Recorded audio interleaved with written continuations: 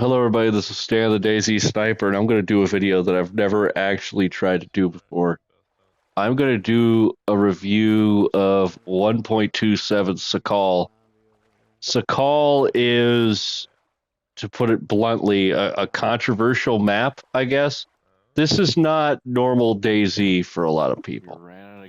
Chernarus especially is I don't want to say it's a watered down version of survival, but it's definitely gotten easier than when I started playing official Chernarus. Um, and Sakal to me is like a breath of fresh air where it actually feels like you're surviving. But we had a couple updates that make surviving on Sakal a little easier. We've also got some containers and we've got some other things to talk about. So let's go ahead. We're going to start first with I believe we're going to start with the containers. So let's talk about those. So as you all know, I did the series of the part one and what's going to be part two of, going to the containers. And I got to be honest, it's kind of a mixed bag.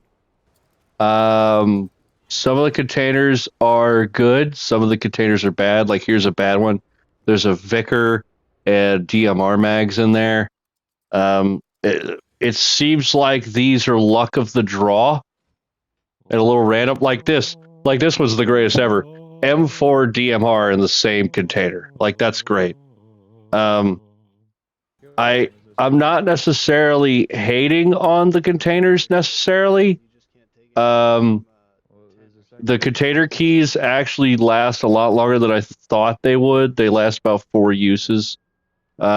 I'm still debating as to whether or not it's worth going to the containers or just finding the glow plug and going to the bunker. I do think it's probably easier to go to the bunker, assuming that you could find the glow plug. Because here it's kind of a random chance. You can get good stuff, you can get bad stuff, like this one here. So it's kind of a mixed bag. And of course, also you run the risk with these boats just running out of gas.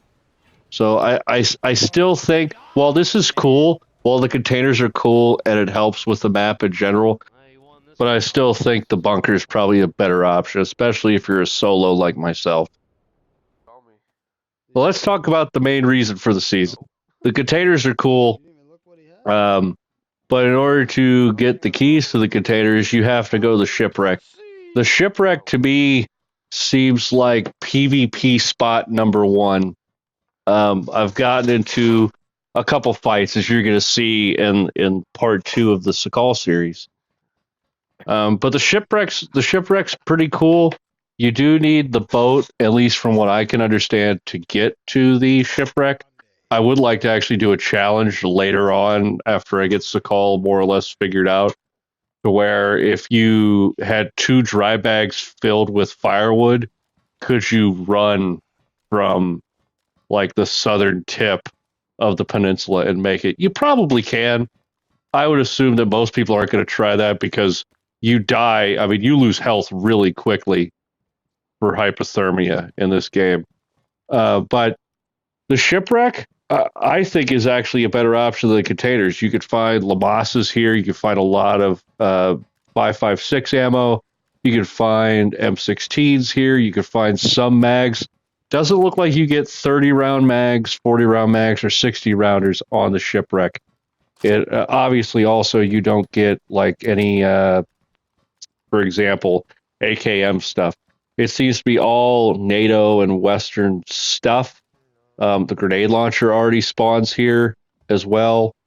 An obscene amount of pox grenades spawn here for the grenade launcher. I don't know if that's something that they're going to adjust. It definitely looks like the loot table needs to adjust, or that's something that's just going to get fixed as the map progresses and as people actually gear up. It could adjust the loot table that way. But I like the shipwreck. I think the shipwreck's a great addition. I don't think a lot of people are going to actually partake in the shipwreck necessarily. I think for a lot of people, the thought of just getting a boat is going to turn them off, and again, it's just going to make them go to the bunker. Um, but I do like the Shipwreck. It's a good PvP location. You could definitely camp the Shipwreck and wait for boats to come up. You could also camp the shore looking at the Shipwreck and snipe people that are coming in. I'm sure that's what a lot of people are actually doing. I don't know if that's a long-term detriment, given that people are taking, I don't know, an hour and a half of their day just to get to the Shipwreck, just to get shot by somebody that's been camping there for 45 minutes.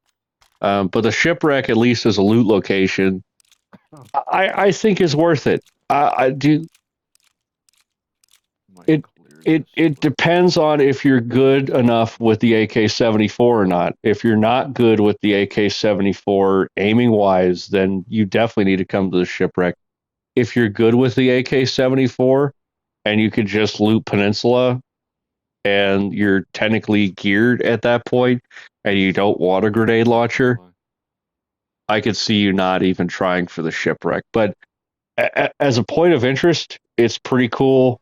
It's pretty easy to find. Navigating here isn't hard at all, depending on where you are.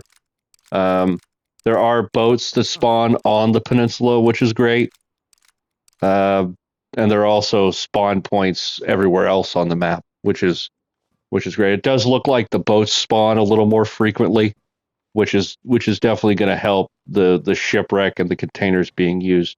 I think in the past, either there weren't enough boat spawns, or they were just never ruining and they weren't spawning newer boat spawns. So I think this is overall a positive, but we'll see how it goes. And of course, this is the example of what people are more than likely going to do with these shipwrecks. And I don't know how this affects the Shipwreck going forward. I was not the first person to this Shipwreck. It looked to me like there were some people, at least on this server that I'm playing on, some people that were camping it, building fires, and either trying to loot cycle the Shipwreck or trying to do what I'm about to do here. So, yes, unfortunately, camping is a part of DayZ.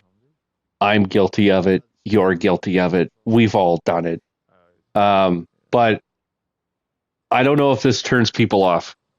And I might actually refrain from camping the Shipwreck from now on, because I don't think it's in the spirit of the map. So I don't think this is going to stop people necessarily. You don't necessarily need a boat. Once you get to the main island, you don't necessarily need a boat to get to the Shipwreck. The ice sheet is actually pretty well together. You could pretty much go from the main island to the Shipwreck while crossing maybe one patch of water, which is good. Accessibility is everything. What I would like to see is maybe like a land bridge from the peninsula to here.